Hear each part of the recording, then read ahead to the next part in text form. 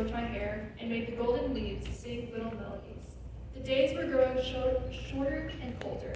Halloween was rapidly approaching and was on the forefront of everyone's mind. I was different. The only thing that was on my mind was the excitement for my upcoming music performance.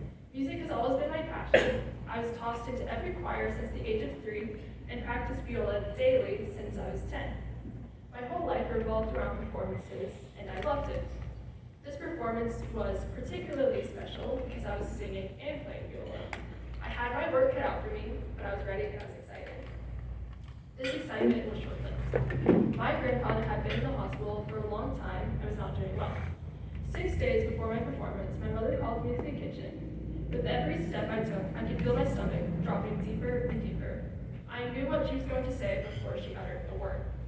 Yet the news of his death was still devastating and rang in my ears like a screech on a brand new violin.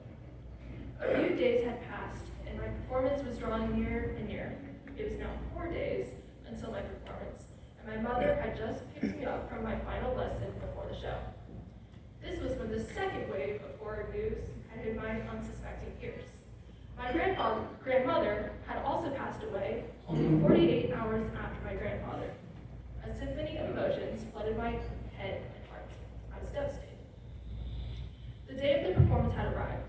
Instead of spending my morning practicing and making final adjustments to the piece I was playing, I was spending my morning in a big white church listening to the sound of organs and morning bells, not for one person, but for 2 people.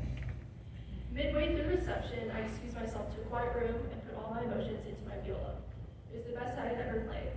The notes rang like the morning bells and chirped like the organ I had just heard only half an hour before, and I was on the way to my local theater.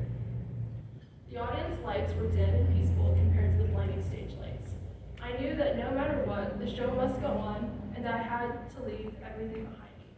Music was my safe haven, so I could express anything I was feeling through the sound of my voice and my viola.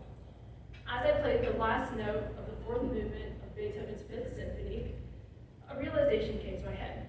This was not an ordinary theater.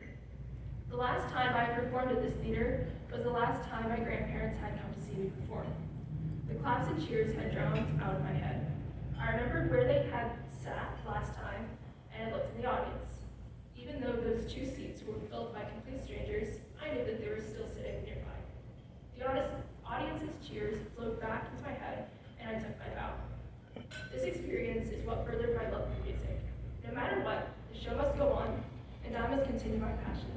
I know that my grandparents were watching me, and I know that they were clapping for me in the audience.